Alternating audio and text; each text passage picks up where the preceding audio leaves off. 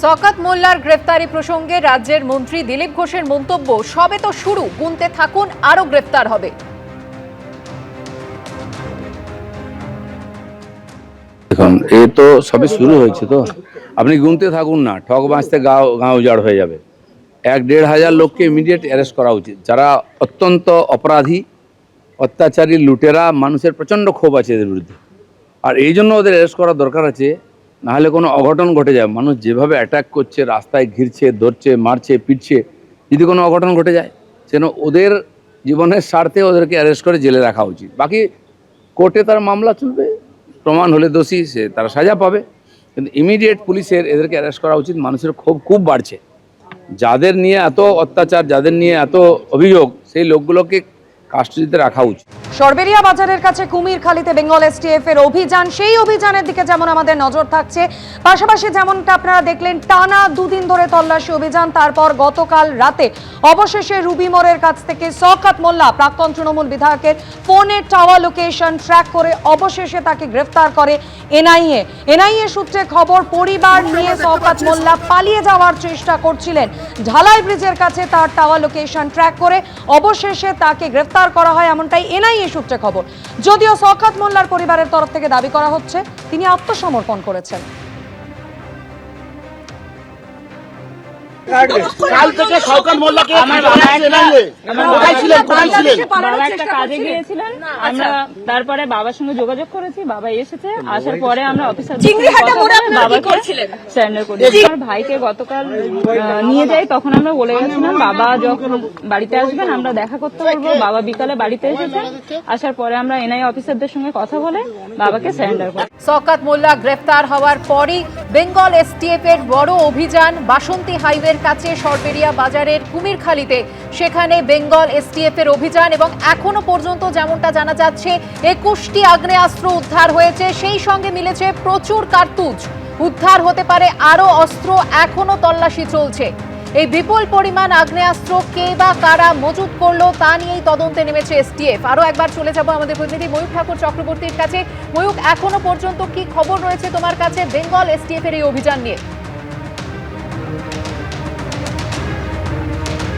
দেখো, আজকে সকালে বেঙ্গল এসটিএফ এর আধিকারিকরা কিন্তু তল্লাশি অভিযানে নামেন। গোপন সূত্রে এসটিএফ এর আধিকারিকদের কাছে খবর আসে যে বাসন্তী হাইওয়ের ওপর সরবেরিয়া বাজারের কুমিরখালীর কাছে সেখানে প্রচুর অস্ত্র মজুত করা রয়েছে এবং গুলিও মজুত করা রয়েছে, সেগুলো বিভিন্ন জায়গায় লুকিয়ে রাখা রয়েছে। এরপরই এখনও বেঙ্গল এসটিএফ এর তরফ থেকে যারা অফিসার রয়েছেন তারা এখনও তল্লাশি অভিযান চালাচ্ছেন। প্রায় 20টির কাছাকাছি অস্ত্র এখনও পর্যন্ত রিকভারি হয়েছে, যেগুলো রাজনৈতিক হিংসার সময় ওখানে ব্যবহার করা হয়। যে সময় এই অস্ত্র বেঙ্গল এসটিএফ রিকভারি করছে, সময়টা খুব সিগনিফিকেন্ট। গতকালই শওকত মোল্লা তিনি অ্যারেস্ট হয়েছেন, এবং যে জায়গা থেকে এই অস্ত্র রিকভারি হচ্ছে সেখান থেকে শওকতের যে ডেরা বা যে জায়গা তিনি কন্ট্রোল করেন সেটা খুব একটা দূর নয়। আবার যেখানে অস্ত্র উদ্ধার হয়েছে সেটা হচ্ছেন শেখ শাহজাহানের পুরো খাস তালুক।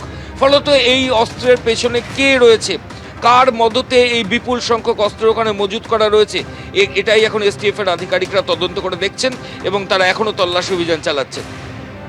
ধন্যবাদ ময়ূক।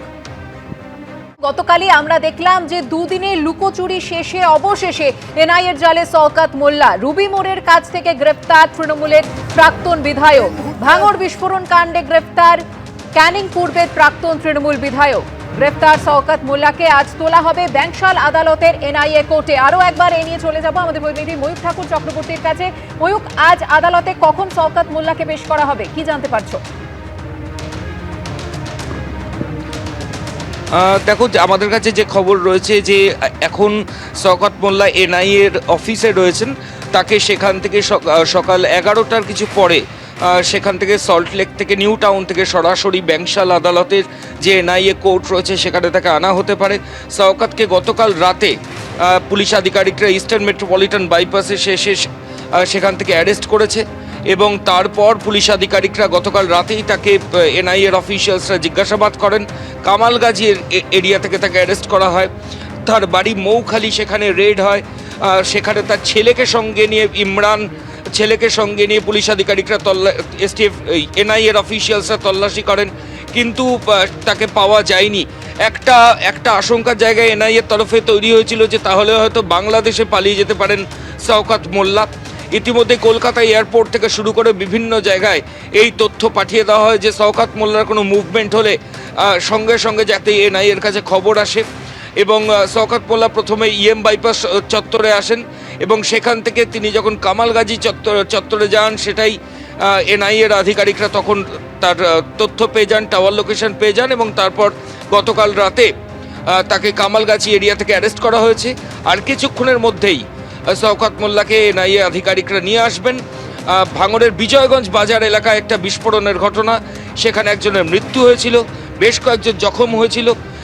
মৃত ব্যক্তির দেহ একটা জায়গায় ডিসপোজ করার সিদ্ধান্ত এবং যারা আহত হয়েছিল তাদেরকেও অন্যত্র পাঠিয়ে দেওয়া, গোটা ব্যাপারটা ধামাচাপা দেওয়া। এই গোটা প্লটের পেছনে ছিল শওকত মোল্লা, এমনটাই এনআইএ সূত্রে খবর। এবং সেই ঘটনাতেই বিজয়গঞ্জ বাজারে সেই বিস্ফোরণের ঘটনাতেই গতকাল রাতে কিন্তু গ্রেফতার হয়েছেন এনআইএর হাতে শওকত মোল্লা। ময়ূক, তুমি আমাদের সঙ্গে থাকো। 10টায় 10 থেকে শুরুতেই যে খবরের দিকে নজর রাখবো, গতকাল রাতে গ্রেফতার হয়েছে শওকত মোল্লা। আর তারপরে দক্ষিণ 24 পরগনায় বড় অভিযানে বেঙ্গল এসটিএফ। বাসন্তী হাইওয়ের কাছে কুমিরখালীতে অভিযান, একের পর এক আগ্নেয়াস্ত্র উদ্ধার হয়েছে। বিস্তারিত জানতে এই মুহূর্তে সরাসরি চলে যাব আমাদের প্রতিনিধি ময়ূক ঠাকুর চক্রবর্তীর কাছে। ময়ূক, এখনো পর্যন্ত কতগুলি আগ্নেয়াস্ত্র উদ্ধার হয়েছে, কে বা কারা মজুত করলো? দেখো, এটাই এখন সব থেকে বড় প্রশ্ন। কিছুক্ষণ আগেই বেঙ্গল এসটিএফ এর তরফ থেকে বাসন্তী হাইওয়ের ওপর সরবেরিয়া বাজারের কাছে তল্লাশি অভিযান চলে। বেঙ্গল এসটিএফ সূত্রে যে খবর আমরা পাচ্ছি, বিরাট সংখ্যক অস্ত্র কিন্তু সেখানে মজুত করে রাখা ছিল, বিভিন্ন জায়গায় মজুত করে রাখা ছিল, লুকিয়ে রাখা ছিল। তো বেঙ্গল এসটিএফ এর অফিসাররা এখনও পর্যন্ত সেখানে তল্লাশি অভিযান চালাচ্ছেন। আরও বেশ কিছু জায়গায় তল্লাশি অভিযান চালানো বাকি রয়েছে, এমনটাই এসটিএফ সূত্রে খবর।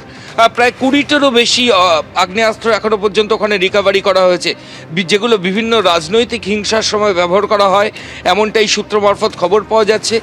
তবে কোথায় এগুলো মজুত করে রাখা হয়েছিল সেই জায়গাগুলো এখনো পর্যন্ত পুরোপুরি পরিষ্কার নয়, কারণ এসটিএফ এর তরফ থেকে এখনো অনগোয়িং চলছে। এখনো এই তল্লাশি অভিযান, এখনো এসটিএফ অফিসিয়ালসরা বিভিন্ন জায়গায় এই কুমিরখালী সরবেরিয়া বাজার সংলগ্ন যে জায়গা, সেখানে তল্লাশি অভিযান চালাচ্ছেন।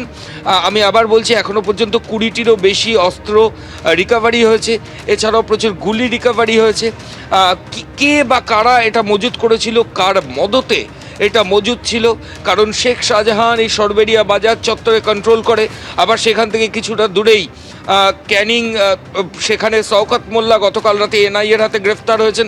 ফলত কার মদতে এই বিপুল সংখ্যক অস্ত্র এখানে সরবেরিয়া বাজার সংলগ্ন এখানে মজুত করে রাখা হয়েছিল, এখন সেটাই সব থেকে বড় প্রশ্ন এবং সেই প্রশ্নেরই উত্তর খুঁজছেন এসটিএফ এর অফিসিয়ালসরা। একেবারে ময়ূক, তুমি আমাদের সঙ্গে থাকো। এবিপি আনন্দ, এগিয়ে থাকে, এগিয়ে রাখে।